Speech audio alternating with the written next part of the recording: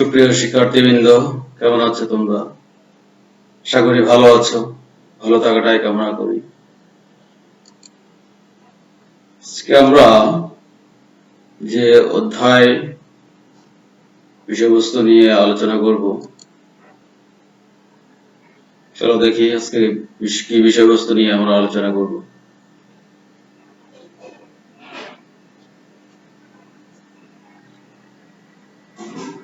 আমরা এখানে স্লাইডে কতগুলি লেখা দেখতে পাচ্ছি, ইংরেজি লেখার মতো। Calculate the sum of two numbers, or hash, include, distribute, or is, printf, scanf। দেখতে ইংরেজি ভাষার মতোই, আবার printf, scanf এগুলি আমরা ইংরেজি ভাষায় ব্যবহার দেখিনি। তাহলে printf, scanf এগুলো এক ধরনের ভাষা, যেগুলিকে বলা হয় প্রোগ্রামিং ভাষা। এবং এখানে লাইনগুলো ধারাবাহিকভাবে পরপর সাজানো গোছানো আছে। অর্থাৎ এখানে একটা প্রোগ্রাম তৈরি করা আছে। ধারাবাহিক লেখার পর আমাকে একটা ফলাফল বা আউটপুট দিবে। তাহলে এই ভাষাগুলো ধারাবাহিকভাবে পরপর সাজিয়ে লিখতে হবে। যেমন আমি এখানে a এবং b এর মান দিলাম, সেই যোগফলটা আমাকে দেখাচ্ছে। আজকে আমরা আলোচনা করব প্রোগ্রাম নিয়ে। তোমাদের পঞ্চম অধ্যায়ে সি প্রোগ্রাম, দ্বাদশ শ্রেণী ছাত্রছাত্রীদের পঞ্চম অধ্যায়ে সি প্রোগ্রাম নিয়ে আমরা আলোচনা করব। এবং অনার্স দ্বিতীয় বর্ষের ছাত্রছাত্রীদের এটা আছে অ্যালগরিদম এবং ফ্লো চার্ট, কাজে তাদের ও এই ক্লাসটা কাজে লাগবে। তাহলে প্রোগ্রাম কি? প্রোগ্রাম আমরা কেন তৈরি করি এবং কেন প্রোগ্রাম তৈরি করতে হয়? কারণ প্রোগ্রাম হচ্ছে কম্পিউটারকে তার বোধগম্য ভাষায় নির্দেশ প্রদানের জন্য ধারাবাহিকভাবে সাজানো কাজের নির্দেশনা। তাহলে প্রোগ্রাম কেন করা হয়? কারণ কম্পিউটারটা হচ্ছে জড় পদার্থ, অর্থাৎ সিলিকন চিপ দিয়ে তৈরি। এই জড় পদার্থের মধ্যে কি নেই? বুদ্ধিমত্তা নেই। তাহলে এই বুদ্ধিমত্তার স্তর তৈরি করে দিতে হয় প্রোগ্রামের মাধ্যমে। কিসের মাধ্যমে? প্রোগ্রামের মাধ্যমে। তাহলে প্রোগ্রাম যে আমরা কি করি? সমস্যার সমাধান করি। তাকে প্রোগ্রাম তৈরি করে দিতে হলে মানুষ যেমন বিভিন্ন ধরনের কাজ করে, সেই কাজের জন্য নির্দেশনা প্রদান করে। সেই প্রত্যেকটি কাজের এক একটা মানুষের ভাষা লাগে, ইংরেজি, বাংলা, বিভিন্ন ধরনের স্প্যানিশ।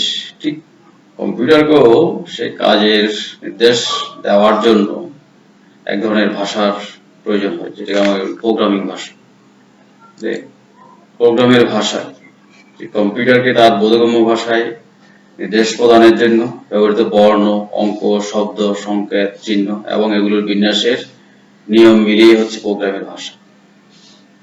এগুলোর বিন্যাসের নিয়ম মিলিয়েই হচ্ছে প্রোগ্রামের ভাষা। যেমন বাংলা ভাষা, ইংরেজি ভাষা, এগুলো একটা গ্রামার বা গ্রামাটিক্যাল কাঠামো আছে। ঠিক একইভাবে প্রোগ্রামিং ভাষারও একটা গঠনগত সিনট্যাক্স বা বিন্যাস আছে। সেই বিন্যাসটা আমাদেরকে জানতে হবে। তাহলে সেই প্রোগ্রামিং ভাষাটা আমরা ভালোভাবে আয়ত্ত করতে পারবো এবং প্রোগ্রাম তৈরি করতে পারবো। তাহলে প্রোগ্রামিং ভাষা কত প্রকার? প্রোগ্রামিং ভাষা মূলত 5 প্রকারের এ পর্যন্ত যে ভাষা আবিষ্কার হয়েছে। প্রথম প্রজন্মের ভাষা বা যান্ত্রিক ভাষা, দ্বিতীয় প্রজন্মের ভাষা বা অ্যাসেম্বলি ভাষা, তৃতীয় প্রজন্মের ভাষা বা উচ্চ স্তরের ভাষা, চতুর্থ প্রজন্মের ভাষা বা অতি উচ্চ স্তরের ভাষা, পঞ্চম প্রজন্মের ভাষা বা স্বাভাবিক ভাষা। ভাষাটি আমি তেমন একটা বিস্তারিত আলোচনা করব না, কারণ আমরা প্রোগ্রামিং নিয়ে আজকে আলোচনাটা বেশি করব। প্রথম প্রজন্মের ভাষা বা যান্ত্রিক ভাষা, যেটা যন্ত্রের ভাষা। অর্থাৎ যে যন্ত্রের ভাষা কি? 0 এবং 1, অর্থাৎ 0 এবং 1 দিয়ে চলে কম্পিউটার। কম্পিউটারের ভাষা হচ্ছে বাইনারি সংখ্যা পদ্ধতি। 0 এবং 1 দিয়ে যদি কোনো প্রোগ্রাম তৈরি করতে হয়, সেই প্রোগ্রামটা কম্পিউটার সরাসরি বুঝতে পারে। কিন্তু মানুষের পক্ষে সে 0 এবং 1 দিয়ে প্রোগ্রাম রচনা করা অনেক কষ্টকর ব্যাপার। এবং কোথাও যদি ভুল হয় সেটা ত্রুটি মুক্ত করাও অনেক কষ্টকর ব্যাপার হয়ে দাঁড়ায়। সেজন্য এই ভাষাটা বেশি দূর আগায়নি, বা এই ভাষাটা দিয়ে প্রোগ্রাম তৈরি করতে হলে কম্পিউটারের অভ্যন্তরের যন্ত্রের গঠন সম্পর্কে ধারণা থাকতে হবে। এরপরে সে দ্বিতীয় প্রজন্মের ভাষা বা অ্যাসেম্বলি ভাষা, এই ভাষায় কিছুটা সংক্ষিপ্ত করা হয়েছে, নেমনিক অর্থাৎ অ্যাড, মাল্টি, সাব এই ধরনের করে কিছুটা সংক্ষিপ্ত করে ফেলা হয়েছে। কিন্তু অ্যাড, মাল্টি, সাব তো কম্পিউটার বুঝবে না, কম্পিউটার বুঝে 0 এবং 1। তাহলে এই অ্যাড, মাল্টি, সাব এই ধরনের এই নেমনিক এই ভাষাগুলোকে অনুবাদ করে দিতে হবে কম্পিউটারে বোঝানোর জন্য। অর্থাৎ তার জন্য অ্যাসেম্বলার নামক অনুবাদক প্রোগ্রামের প্রয়োজন হয়। এরপর আসে তৃতীয় প্রজন্মের ভাষা বা উচ্চ স্তরের ভাষা। সেই উচ্চ স্তরের ভাষাটা হলো এরকম যে কম্পিউটারের অভ্যন্তরীণ যন্ত্রের সংগঠনের ধারণা ছাড়াই যে ভাষা তৈরি, সেটাকে বলা হয় উচ্চ স্তরের ভাষা। ভাষা দিয়ে প্রোগ্রাম তৈরি করতে হলে আমাকে কম্পিউটারের যন্ত্রের যে অভ্যন্তরীণ গঠন সেই সম্পর্কে ধারণা থাকতে হয় না। চতুর্থ প্রজন্মের ভাষা, অতিউচ্চ স্তরের ভাষা। এই ভাষা সাধারণত ডাটাবেস ম্যানেজমেন্ট প্রোগ্রাম এর বিভিন্ন ধরনের কোয়েরি এবং ডেটা সঞ্চালনের জন্য যে ভাষা ব্যবহার করা হয় সেটা হচ্ছে এই ধরনের ভাষা। এই ধরনের ভাষাও ইংরেজির মতো, এটাও কম্পিউটার সরাসরি বুঝে না। অর্থাৎ তৃতীয় প্রজন্মের ভাষা, চতুর্থ প্রজন্ম, এগুলো কম্পিউটারকে অনুবাদ করে দিতে হয়। তার জন্য কম্পাইলার, ইন্টারপ্রেটার নামক অনুবাদক সফটওয়্যার আছে, সে 0 এবং 1 রূপান্তর করে, ফলে কম্পিউটার সেটা বুঝতে পারে। পঞ্চম প্রজন্মের ভাষা অস্বাভাবিক ভাষা, যে ভাষায় কোনো আবিষ্কৃত হয়নি, এটা পরীক্ষা নিরীক্ষার পর্যায়ে আছে। কারণ আমরা যদি সি ভাষা দিয়ে প্রোগ্রাম লিখি তখন এটা ইংরেজির মতো, আমি যদি বাংলা দিয়ে লিখি তখন সে সেটা বুঝবে না। মানুষ চাচ্ছে বা বিজ্ঞানী চাচ্ছে যে মানুষের মতো ভাষা, যে ভাষায় বাংলা, ইংরেজি ধরনের বিভিন্ন ভাষায় মতো করে সে বুঝে, মানুষ যেভাবে কথা বলে সে সেভাবে বুঝে এই ভাষাগুলো কম্পিউটার অনুবাদ হবে, প্রোগ্রাম তৈরি করবে। পৃথিবীতে যত ভাষাভাষীভুক্ত মানুষ আছে তাদের সব ভাষাকে দিয়ে প্রোগ্রাম তৈরি করা যাবে। সেই ধরনের ভাষাকে অনুবাদ করতে হলে কৃত্রিম বুদ্ধিমত্তা সম্পন্ন অনুবাদক সফটওয়্যার বা অনুবাদক সফটওয়্যার লাগবে।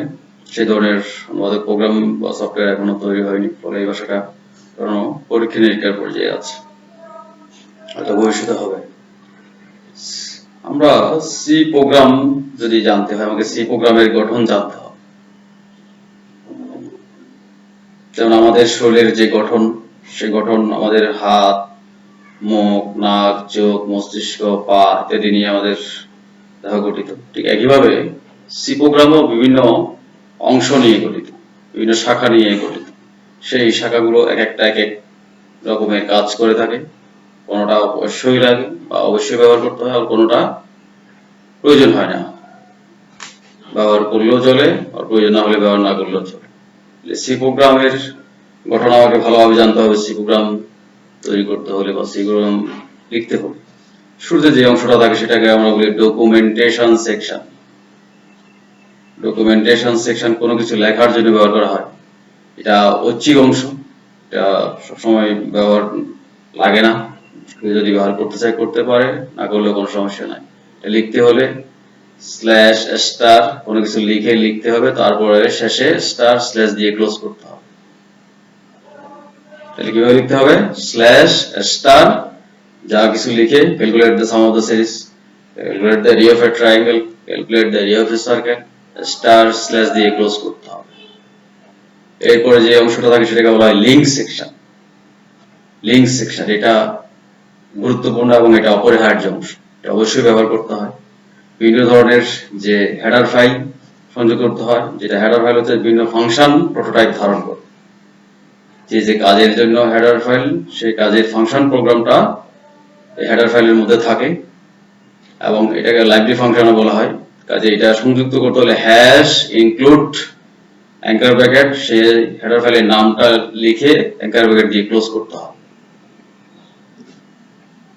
এরপরে যে অংশটা থাকে সেটাকে বলা হয় ডেফিনেশন সেকশন, যে ধ্রুবক মান। কোনো সময় যদি কোনো ধ্রুবক মান বর্ণনা করার প্রয়োজন হয়, দেওয়ার প্রয়োজন হয়, তখন সাধারণত আমরা এখানে প্রি প্রসেসর ব্যবহার করে সেটা করতে পারি। হ্যাশ ডিফাইন দিয়ে লিখে চলকের নামটা লিখে এবং সেই চলকের মানটা দিতে হবে। ব্যবহার করে আমরা কোনো ধ্রুবক মান ডিক্লেয়ার করতে পারি বা বলতে পারি। এরপরে থাকে গ্লোবাল ডিক্লারেশন সেকশন, বা এটাকে বলা হয় গ্লোবাল ভেরিয়েবল সেকশন বলা হয়। যে ভেরিয়েবল হচ্ছে চলক, এটা চলক হচ্ছে কি, যা প্রোগ্রাম চলাকালীন সময়ে বিভিন্ন মান ধারণ করে এবং মানের পরিবর্তনে পরিবর্তিত হয়। যা বিভিন্ন মান ধারণ করে এবং মানের পরিবর্তনে পরিবর্তিত হয় সেটাকে বলা হয় চলক। চলক বিভিন্ন রকমের আছে। এটাও প্রোগ্রামের ঐচ্ছিক অংশ, এটি সেগুলো ব্যবহার করা যায় না করলেও চলে। এরপরে যে অংশটা থাকে সেটাকে বলা হয় মেইন ফাংশন সেকশন। এরপরে যে অংশটা থাকে সেটাকে বলা হয় মেইন ফাংশন সেকশন। সি প্রোগ্রামে একটি মাত্র মেইন ফাংশন থাকে এবং এটা ব্যবহার করা অপরিহার্য, বা এটা অবশ্যই ব্যবহার করতে হবে। মেইন ফাংশনের পরে দ্বিতীয় বন্ধনী দিয়ে শুরু করতে হবে এবং শেষেও দ্বিতীয় বন্ধনী দিয়ে ক্লোজ করতে হবে। দ্বিতীয় বন্ধনীর শুরুর দিকে যে অংশটা থাকে সেটাকে বলা হয় ডিক্লারেশন পার্ট। এই অংশে বিভিন্ন ধরনের চলকগুলো ডিক্লেয়ার করতে হবে। এই অংশে যে চলকগুলো ডিক্লেয়ার করতে হবে সেটাকে বলা হয় লোকাল ভেরিয়েবল। মেইন ফাংশনের উপরে যে চলক ডিক্লেয়ার করা সেটা ছিল গ্লোবাল ভেরিয়েবল, আর এখানে যে চলকগুলো ডিক্লেয়ার করা হবে সেটাকে বলা হবে লোকাল ভেরিয়েবল।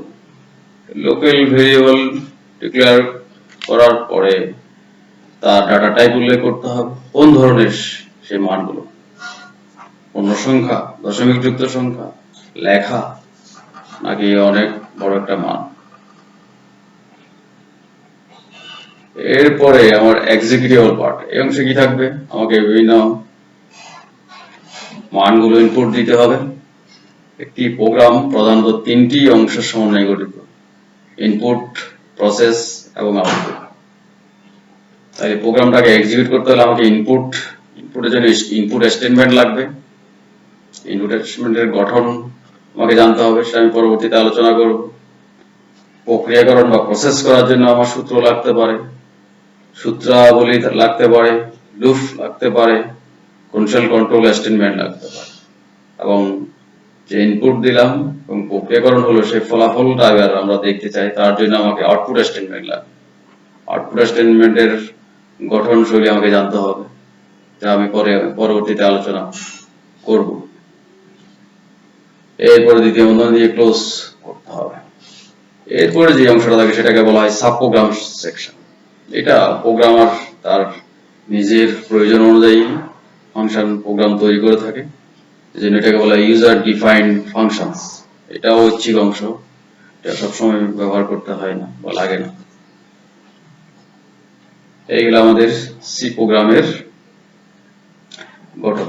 তাহলে সি প্রোগ্রামের গঠনের শুরুতে আমরা আর একটু আলোচনা করি। শুরুতে থাকে ডকুমেন্টেশন সেকশন, এটা কোনো কিছু লেখার জন্য স্ল্যাশ স্টার দিয়ে কোনো কিছু লিখে স্টার স্ল্যাশ দিয়ে ক্লোজ করতে হবে। এরপরে থাকে লিঙ্ক সেকশন, বিভিন্ন ধরনের হেডার ফাইলগুলো লিঙ্ক করার জন্য ব্যবহার করতে হয়, এটা অপরিহার্য অংশ। হ্যাশ, ইনক্লুড, অ্যাঙ্কার ব্র্যাকেট দিয়ে সেই ফাইলের নামটা, হেডার ফাইলের নামটা উল্লেখ করতে হবে। হেডার ফাইলগুলো একটা তালিকা আমি পরবর্তীতে দিয়ে দিচ্ছি। এরপর থাকে ডেফিনেশন সেকশন, কোনো ধ্রুবক মান বর্ণনা করার জন্য এটা ব্যবহার করা হয়। এরপরে থাকে গ্লোবাল ভেরিয়েবল সেকশন, যে অংশে চলকগুলো ডিক্লেয়ার করলে প্রতিটি শাখার মধ্যে একই চলক একই নাম নিয়ে চলতে পারে। যেমন আমরা যদি একটা কলেজের রেজাল্ট শিট তৈরি করি, সেখানে সায়েন্স, আর্টস, কমার্স থাকে, তাদের তিনটি বিষয় কমন সাবজেক্ট থাকে, বাংলা, ইংরেজি এবং আইসিটি। এইগুলোকে যদি আমরা একটা কমন নাম দিয়ে দিলাম এবং পরবর্তীতে গ্রুপ ভিত্তিক বিষয়গুলো অন্য অন্য একটা নাম দিয়ে আমরা ব্যবহার করি, তাহলে প্রোগ্রামটা আমার সহজ হবে বা ভেরিয়েবলের ঝামেলা হবে না। এরপর থাকে মেইন ফাংশন সেকশন। মেইন বা ভয়েড মেইন লিখে ফার্স্ট ব্র্যাকেট ক্লোজ করে দ্বিতীয় বন্ধনী দিয়ে শুরু করতে হবে এবং দ্বিতীয় বন্ধনী শেষ করতে হবে। এরপর থাকে সাব প্রোগ্রাম সেকশন, এটা অপরিহার্য অংশ না, এটা ইউজার বা ব্যবহারকারী প্রয়োজন হলে ব্যবহার করতে পারে, না প্রয়োজন না হলে এটা ব্যবহার করার দরকার হয় না। এখন আমরা আলোচনা করব হেডার ফাইল। হেডার ফাইল হচ্ছে কি, প্রত্যেকটি ফাংশনের প্রোটোটাইপ যে ফাইলে বর্ণিত থাকে তাকে বলা হয় হেডার ফাইল। কোন হেডার ফাইলে কোন ফাংশন থাকে তার একটা তালিকা আমি এখানে দিয়ে দিচ্ছি, যেটা তোমাদের উপকার আসবে। এরপর আমরা বলছিলাম চলক। চলক যা প্রোগ্রাম চলাকালীন সময় মান ধারণ করে এবং মানের পরিবর্তনে পরিবর্তিত হয়, অথবা বলছিলাম যে মেমোরি লোকেশনের ঠিকানা এ বলা হয় চলক। চলক 4 ধরনের হয়ে থাকে: ক্যারেক্টার, কোনো লেখা, অক্ষর, রহিম, করিম, জসিম এই ধরনের যদি হয়। ইন্টিজার থেকে আইএনটি লেখা হয়, পূর্ণ সংখ্যা 10, 20, 30, 40 এ ধরনের মান ইনপুট দেওয়ার জন্য। ফ্লোট বা ফ্লোটিং পয়েন্ট থেকে ফ্লোট দশমিক যুক্ত মান 20.25, 30.35, অর্থাৎ দশমিক যুক্ত মান দেওয়ার জন্য ফ্লোট, এবং যে মানগুলো সাধারণত অনেক বড় একটা সংখ্যা তার জন্য ডাবল ডিক্লেয়ার করতে হয়। এরপরে আমরা এখন আলোচনা করব যে ইনপুট স্টেটমেন্ট। ইনপুট স্টেটমেন্টের ইনপুট দিতে হলে আমাকে ইনপুট স্টেটমেন্টের গঠন জানতে হবে। স্ক্যানএফ, গেট ক্যারেক্টার এই ধরনের আরো অনেকগুলো ইনপুট স্টেটমেন্ট আছে। তো তার মধ্যে সবচেয়ে বেশি ব্যবহার করি আমরা স্ক্যানএফ, কারণ এটা সুবিধা আছে। এটা আমরা বলি ফরম্যাটেড ইনপুট স্টেটমেন্ট। তাহলে তার গঠনটা আমাকে জানতে হবে।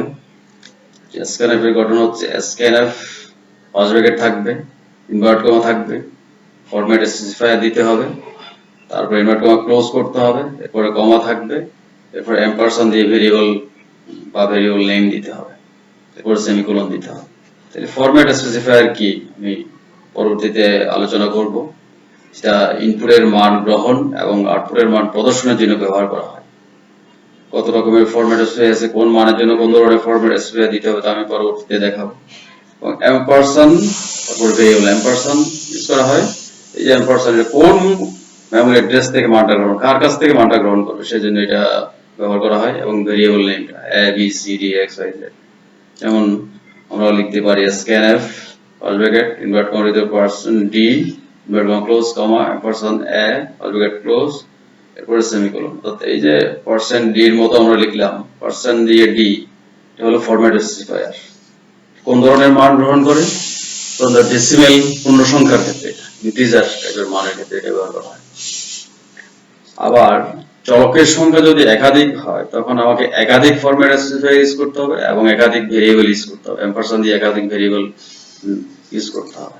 যেমন এখানে আমি দুইটা এ এবং বি দুটার মান গ্রহণের জন্য দুটো ফরম্যাট স্পেসিফায়ার ইউজ করলাম এবং দুইটা চলকের নাম এখানে বর্ণনা করলাম। তাহলে এখন আমরা দেখব যে ফরম্যাট স্পেসিফায়ার কি। ফরম্যাট স্পেসিফায়ার হচ্ছে একগুচ্ছ ক্যারেক্টার সেট যা ইনপুটের মান গ্রহণ এবং আউটপুটের মান প্রদর্শনের জন্য ব্যবহৃত হয়। তাহলে ফরম্যাট স্পেসিফায়ার এর একটা তালিকা আমি দিয়ে দিচ্ছি, সবগুলো আমি এখানে দিইনি কারণ যেগুলি সবচেয়ে বেশি ব্যবহৃত হবে তার একটা তালিকা আমি এখানে দিলাম। পারসেন্ট ডি, যা দ্বারা বোঝায় ডেসিমেল টাইপের পূর্ণ সংখ্যা ইনপুট এবং আউটপুট নেওয়ার জন্য। পারসেন্ট এফ, দশমিক যুক্ত পূর্ণ সংখ্যা ইনপুট এবং আউটপুট নেওয়ার জন্য। পারসেন্ট সি, একটি ক্যারেক্টার যদি হয় তখন তার মান ইনপুট এবং আউটপুটের জন্য এটা ব্যবহার করা হয়, অর্থাৎ এ বি সি ডি এরকম যদি হয়। Percent as a string, string মানে এখানে কোনো একটি লেখা, রহিম, করিম, জসিম, সাম অফ দ্য সিরিজ ধরনের কোনো লেখা যদি ইনপুট দিতে হয় বা আউটপুট মান দেখতে হয় তখন আমরা এটা ইউজ করি। পারসেন্ট ও অক্টাল, ইনপুট এবং আউটপুটের জন্য। পারসেন্ট এক্স, হেক্সাডেসিমাল মান ইনপুট এবং আউটপুট দেখানোর জন্য। আমরা আলোচনা করব আউটপুট স্টেটমেন্ট, যেটা আউটপুট দেখানোর জন্য মনিটর পর্দায় প্রদর্শনের যে স্টেটমেন্ট ব্যবহার করি তাকে আমরা বলি আউটপুট স্টেটমেন্ট। তার মধ্যে প্রিন্টএফ, পুট ক্যারেক্টার এই ধরনের আরো অনেকগুলো আছে। সবচেয়ে বেশি ব্যবহৃত হয় প্রিন্টএফ স্টেটমেন্ট। এটার তিনটি গঠন আছে, যে একটা হলো শুধুমাত্র স্ট্রিং প্রদর্শনের জন্য বা লেখা দেখানোর জন্য। তাহলে প্রিন্টএফ ফার্স্ট ব্র্যাকেট ইনভার্ট কমার ভিতরে string invert comma close first bracket close, তারপরে সেমিকোলন দিতে হবে। স্ট্রিং মানে হচ্ছে শুধু লেখা, রহিম, করিম, জসিম, আইসিটি, বাংলা, ইংরেজি ধরনের। তাহলে printf first bracket invert comma ICT অর্থাৎ string invert comma close first bracket close, এবার সেমিকোলন। শুধু সংখ্যা যদি দেখতেছে, শুধু সংখ্যার জন্য আমার printf ফার্স্ট ব্র্যাকেট ইনভার্ট কমার ভিতরে ফরম্যাট স্পেসিফায়ার দিতে হবে। কিভাবে? ফরম্যাট স্পেসিফায়ার লাগে। ফরম্যাট স্পেসিফায়ার কি আমরা একটু আগেই চার্ট দেখলাম, সেই কোন ধরনের মান আমরা দিচ্ছি সেটার উপর ভিত্তি করে আমাকে ফরম্যাট স্পেসিফাই করতে হবে। আমি কি দশমিক যুক্ত মান দিচ্ছি? যদি পূর্ণ সংখ্যা দিচ্ছি, পূর্ণ সংখ্যা হলে আমাকে %d দিতে হবে, দশমিক যুক্ত হলে %f দিতে হবে, যেটার জন্য যেটা প্রযোজ্য সেটা ব্যবহার করতে হবে, তারপর কমা দিতে হবে, ইনভার্ট কমা ক্লোজ করে এরপরে ভেরিয়েবল বা কোন চলকে মানটা ধারণ করবে সেটা দিতে হবে। যেমন আমরা লিখতে পারি printf ফার্স্ট ব্র্যাকেট ইনভার্ট কমা %d ইনভার্ট কমা ক্লোজ কমা, অর্থাৎ পূর্ণ সংখ্যার মান প্রদর্শনের জন্য এটা ব্যবহৃত। এরপরে আমরা printf আরেকটা ভাবে ব্যবহার করতে, অর্থাৎ লেখা এবং সংখ্যা দুটোই দেখাতে যদি চাই, তাহলে আমরা বলি string format specifier. printf first bracket invert কমার ভিতরে string format specifier invert comma close কমা তারপর ভেরিয়েবল। তাহলে স্ট্রিং মানে লেখা থাকবে, লেখা আমি দেখাতে পারবো, ফরম্যাট স্পেসিফায়ার আমার সেই ফরম্যাট স্পেসিফায়ারটা দিতে পারবো আমরা। অর্থাৎ আমরা যদি লিখতে চাই যে printf ফার্স্ট ব্র্যাকেট ইনভার্ট কমা সাম ইকুয়াল, এই যে সাম ইকুয়াল এটা হচ্ছে লেখা, এটা স্ট্রিং, %d এটা হচ্ছে format specifier invert comma close কমা s। তাহলে আমি এই লেখাটা সাম ইকুয়াল লেখাটাও দেখাবে এবং পাশে এই যে ফরম্যাট স্পেসিফায়ার ইউজ করলাম এখানে মানটা দেখাবে, এবং এখানে আমার ভেরিয়েবলটা দিতে হবে, ভেরিয়েবল প্রিন্টটা। আবার যদি একাধিক মান প্রদর্শন করাতে হয় তখন আমাকে একাধিক ফরম্যাট স্পেসিফায়ার ইউজ করতে হবে এবং একাধিক ভেরিয়েবল ইউজ করতে হবে। যেমন আমরা এখানে লিখতে হবে sum and multiply of a and b equal, তাহলে এখানে আমি যোগফলও দেখতে চাই গুণফলও দেখতে চাই, ইকুয়াল এখানে %d দুইটা ইউজ করলাম, দুইটা ফরম্যাট স্পেসিফায়ার, দুইটা মান দিন, এবং সেই চলকগুলো আমরা কি দিয়ে ধারণ করাবো সেটা আগে নির্ধারণ করতে হবে। এখানে আমি জাস্ট উদাহরণ হিসাবে দেখালাম s এবং m, তারপর সেমিকোলন দিতে হবে। এই গেল আমার ইনপুট এবং আউটপুট স্টেটমেন্টের গঠন। কারণ প্রোগ্রামিং জানতে হলে এই ইনপুট এবং আউটপুট স্টেটমেন্টের ব্যবহারটা ভালোভাবে জানতে হবে। এখন আমরা ধরি যে printf আমাদের যে স্টেটমেন্ট ব্যবহার করি তার ভিতরে আমরা এই /n/t এগুলো ব্যবহার করে ফলাফলটাকে আরেকটু সুন্দর করে প্রদর্শন করতে পারি। সেজন্য printf এর ভিতরে আমরা এই সাধারণত /n/t এগুলি ব্যবহার করি। এগুলি ব্যবহার করে এই /n/t এগুলি মনিটরের পর্দায় প্রদর্শিত হয় না, এজন্য এগুলিকে বলা হয় এসকেপ সিকোয়েন্স ক্যারেক্টার। এগুলিকে বলা হয় এসকেপ সিকোয়েন্স ক্যারেক্টার। যেমন আমি printf ইনভার্ট কমার ভিতরে /n sum of a and b equal %d invert comma close কমা এবং তারপর ভেরিয়েবল দিলাম, এই /n টা মনিটরের পর্দায় প্রদর্শিত হবে না, এটাকে বলা হয় এসকেপ সিকোয়েন্স ক্যারেক্টার। এটা দিলে লাইনের শুরুতে হবে, কোনটা এখানে কি বোঝাচ্ছে আমি এখানে চার্ট দিয়ে দিলাম। তারপর আমার বিভিন্ন প্রোগ্রামিং নিয়ে কাজ করতে হলে আমার বিভিন্ন ধরনের অপারেটর লাগে। যোগ করার জন্য যোগ, বিয়োগের জন্য বিয়োগ, গুণ করার জন্য স্টার চিহ্ন দিতে হয়, ভাগ করার জন্য স্ল্যাশ, এবং ভাগশেষ বের করার জন্য মডুলাস, ইকুয়ালের জন্য দুইটা সমান চিহ্ন, নট ইকুয়াল হতে এক্সক্লেমেটরি, তারপর equal, greater equal the greater, equal, less equal the less, equal, and হতে দুইটা এম্পারসন চিহ্ন, অর জন্য দুটো সমান্তরাল উলম্ব রেখা, এবং নট অর্থে এক্সক্লেমেটরি চিহ্ন ব্যবহার করতে হয়।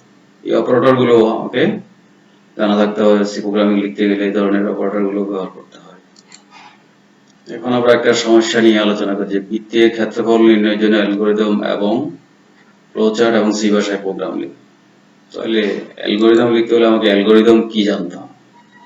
অ্যালগরিদম হচ্ছে কোন একটি নির্দিষ্ট সমস্যার সমাধানের জন্য যুক্তিসঙ্গত ও পর্যায়ক্রমিকভাবে ধাপে ধাপে সমাধান করার যে পদ্ধতি তাকে বলা হয় অ্যালগরিদম।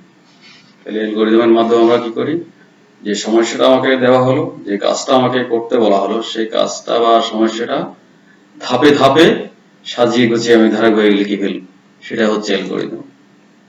আমি বলি যে ধারাবাহিকভাবে সাজানো কাজের নির্দেশ মালাকেই বলা হয় অ্যালগরিদম। এই অ্যালগরিদম কেন করতে হয়? কারণ প্রোগ্রাম তৈরি করার আগে অ্যালগরিদম তৈরি করতে হয়। অ্যালগরিদম এই জন্য করতে হয় যে সমস্যাটা বা যে কাজটা আমাকে দেওয়া হলো সমাধান করার জন্য সেই কাজটা যদি আমি আমার মতো করে পরিকল্পনা বা ধাপে ধাপে পর্যায়ক্রমে সাজিয়ে নিই, তাহলে তার জন্য আমাকে প্রোগ্রামিং লেখাটা অনেক সহজ হয়ে যাবে। সেই জন্য অ্যালগোরিদম তৈরি করতে হয়। ফ্লো চার্ট কি, এবং এটাকে চিত্রের রূপ দান করা। চিত্রের রূপ দিলে তাহলে এটা দেখে মাত্র সবাই বুঝে ফেলতে পারে খুব সহজে। সেই জন্য ফ্লো চার্ট তৈরি করতে হয়। প্রোগ্রাম বা ব্যবস্থা সংগঠনকে সহজে তুলে ধরার জন্য যে চিত্র ব্যবহার করে তাকে বলা হয় ফ্লো চার্ট, অথবা আমরা বলি যে অ্যালগোরিদমের চিত্ররূপই হচ্ছে ফ্লো চার্ট। যে অ্যালগোরিদমটা তৈরি করলাম সেটাকে যখন আমি চিত্রে রূপায়িত করব তখন সেটা হবে ফ্লো চার্ট।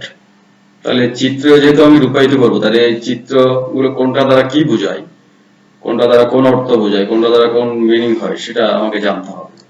জানেন তাহলে একটু দেখি ওটা দ্বারা কি বোঝায়। এই যে প্রবৃত্তি আকৃতির চিহ্ন, এটা দ্বারা বোঝাবে শুরু অথবা শেষ। এই যে সামুদ্রিক ক্ষেত্র, এটা দ্বারা বোঝায় ইনপুট এবং আউটপুট। ইনপুট অথবা আউটপুট দুইটার ক্ষেত্রে এটা ব্যবহার করা হয়। আয়তক্ষেত্র, এটা দ্বারা বোঝায় প্রক্রিয়াকরণ।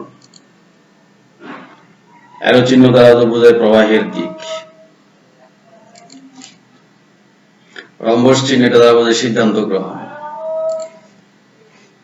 এটা দ্বারা বোঝায় সাব রুটিন। আয়তক্ষেত্র এবং তার মধ্যে যে দুইটা দান থাকে। ষড়ভুজ, এটা দ্বারা বলা যায় লুপের কাজ। বৃত্তক্ষেত্র দ্বারা বোঝায় সংযোগ। তাহলে এখন আমরা বৃত্তের ক্ষেত্রফল নির্ণয়ের জন্য অ্যালগোরিদম তৈরি করি। তাহলে বৃত্তের ক্ষেত্রফল, আমরা বৃত্তের ক্ষেত্রফলের সূত্র জানি যে area equal to pi r square. Pi এর মানটা হচ্ছে ধ্রুবক মান, আর হচ্ছে বৃত্তের ব্যাসার্ধ বা রেডিয়াস। আমি শুরুতে বলেছিলাম যে একটি প্রোগ্রামের প্রধানত তিনটি অংশ থাকে, ইনপুট, প্রসেস এবং আউটপুট। তাহলে আমাকে ইনপুট দেওয়ার জন্য ইনপুট কি দিব, কয়টা ইনপুট দিতে হবে সেটা আমার জানা থাকতে হবে। প্রসেস বা প্রক্রিয়াকরণ করার জন্য আমার সূত্র বা সূত্রাবলী বা লুপ বা কন্ডিশন কন্ট্রোল স্টেটমেন্ট রাখতে হবে, এবং সে ফলাফলটা কার মাধ্যমে দেখতে চাই সেটা আমার লাগবে, আউটপুট। তাহলে যে কোনো একটা কাজ শুরু করা মাত্রার জন্য প্রোগ্রাম শুরু করতে হবে, শুরু করলে সে কাজটা শেষ হবে। তারপর আমাকে ইনপুট দিতে হবে, ইনপুট হিসাবে আমরা আর এর মান বা বৃত্তের ব্যাসার্ধের মান দিলাম। আর প্রক্রিয়াকরণের জন্য আমরা আরেকটি চলক এখানে বের করলাম, এরিয়া। কারণ আমরা যে চলক বা এরিয়া, এই যে চলকটা, এটা মান ধারণ করবে আর এর মান দিলে। পাই এর মান হচ্ছে 22/7, এটা একটা ধ্রুবক মান ইনটু আর স্কয়ার, এবং যে বৃত্তের ক্ষেত্রফলটা এরিয়ার মাধ্যমে প্রদর্শিত হলো বা প্রকাশিত হলো বা প্রদর্শন হলো। এরপর আমার কাজ শেষ, তাহলে প্রোগ্রাম শেষ। এই অ্যালগোরিদমকে যখন আমরা চিত্রে রূপায়িত করব তখন সেটা হয়ে যাবে ফ্লো চার্ট। তাহলে আমরা এখন ফ্লো চার্ট অঙ্কন করি। ফ্লো চার্ট আমরা কোনটা দ্বারা কোন অর্থ বোঝাই এটা জেনেছিলাম, আবার একটু দেখে নিই।